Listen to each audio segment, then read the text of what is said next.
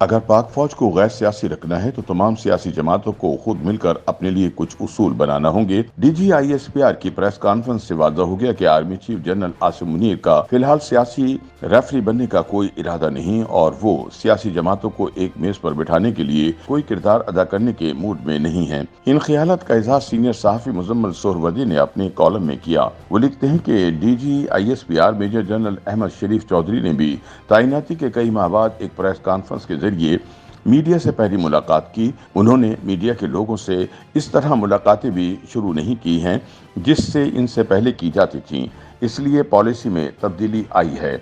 इसलिए DGISPR ने कहा कि अब नई पॉलिसी में हर इल्जाम का जवाब देना जरूरी नहीं है, वरना पहले ये जरूरी था। जवाबुल जवाब का बहरहाल फायदा कम और नुकसान ज्यादा हुआ है। उसूलन यही पॉलिसी दुरुस्त है। पाक फौज कोई सियासी जमात नहीं जो हर बात का जवाब दे। ISPR को सिर्फ जरूरत के तहत अपनी बात करनी चाहिए। इस तनाजुर में DGISPR की पहली कॉन्फ्रेंस काफी अहम थी। कश्मीर के हवाले से जो तनाज़ा पैदा करने की कोशिश की गई, जनरल बाजवा की कुछ मुबैना गुफ्तगू ने काफी इबहम पैदा कर दिया था। ऐसे में ये पैगाम वाज़े करने की जरूरत थी कि पाक फौज कश्मीर को भारत का अटूट अंग नहीं समझती और हम भारत की हर जाहिरियत का जवाब देने के लिए तैयार हैं। मुजम्मल सोहरवर्दी का कहना है कि आर्मी चीफ इससे पहले पार्लियामान को ब्रीफिंग दे चुके थे। नेशनल सिक्योरिटी कमेटी का इजलास भी हो चुका था, लेकिन ताहम नई पॉलिसी के हवाले से मीडिया को कोई ब्रीफिंग नहीं दी गई थी, इसलिए तशनीगी मौजूद थी। जराए से खबरें तो मीडिया में आई थी, लेकिन पाक फौज की जानिब से बाकायदा कोई ब्रीफिंग नहीं दी गई थी, इसलिए पहली प्रेस कॉन्फ्रेंस इस तनाजुर में भी अहम थी। ये ऐलान भी अहमियत का हामिल है कि TTP से बातचीत नहीं होगी, वरना इससे पहले बातचीत की पॉलिसी थी। DGISPR ने सोशल मीडिया पर पाक फौज और इसके अफसरान के खिलाफ मुहिम पर शदीद तहफ़्फ़ुज़ात का इजहार किया। उन्होंने इस ज़मन में कानूनी कार्रवाई की भी हिमायत की। अगर पाक फौज को गैर सियासी रखना है तो तमाम सियासी जमातों को मिलकर खुद के लिए रूल्स ऑफ गेम बनाना चाहिए। इस तरह सहाफ़ियों, एंकर्स और रिपोर्टर्स को भी रूल्स ऑफ गेम बनाने की ज़रूरत है।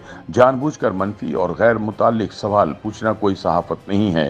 सोशल मीडिया पर मुहिम जोई ना तो मुल्क के मफाद में है और ना ही इसे आज़ादी इज़हार राय करार दिया जा सकता है।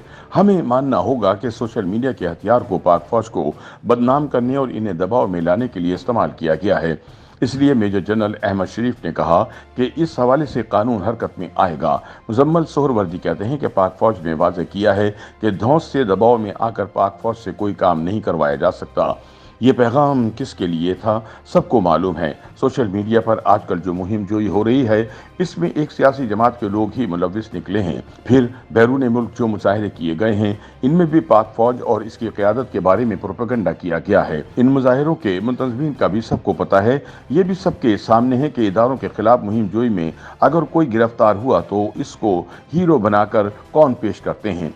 इस हवाले से पाक फौज की पॉलिसी और जज्बात वाज़े सामने आए हैं कि किसी से कोई रियायत नहीं की जाएगी, ताहम कार्रवाई कानून के मुताबिक होगी। एक सवाल सबके जहन में है कि मुल्क में जारी सियासी महाजराई में पाक फौज और बिलखुसूस army chief general Asim Munir को सियासी रेफरी का किरदार अदा करना चाहिए, लेकिन DGISPR की प्रेस कॉन्फ्रेंस से यह भी वाज़े हो गया है कि फिलहाल पाक फौज का सियासी रेफरी बनने का कोई इरादा नहीं। वो सियासी जमातों को एक मेज पर बिठाने के लिए कोई किरदार अदा करने के मूड में नहीं है, इसलिए इस काम के लिए इनकी तरफ ना देखा जाए। सियासतदान खुद ही ये काम करें, फौज की तरफ ना देखें।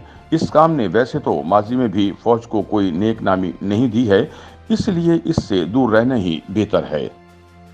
YouTube पर गूगली न्यूज देखने के लिए youtube.com की सर्च बार में गूगली न्यूज TV टाइप करें। गूगली न्यूज के पेज पर सुर्ख रंग के सब्सक्रिप्शन वाले बटन पर क्लिक करना ना भूलिए। YouTube पेज पर अपलोड होने वाली वीडियोस से बाखबर रहने के लिए बेल आइकन पर क्लिक कीजिए। आपको हर नई वीडियो के बारे में नोटिफिकेशन मौसूल हो जाएगा।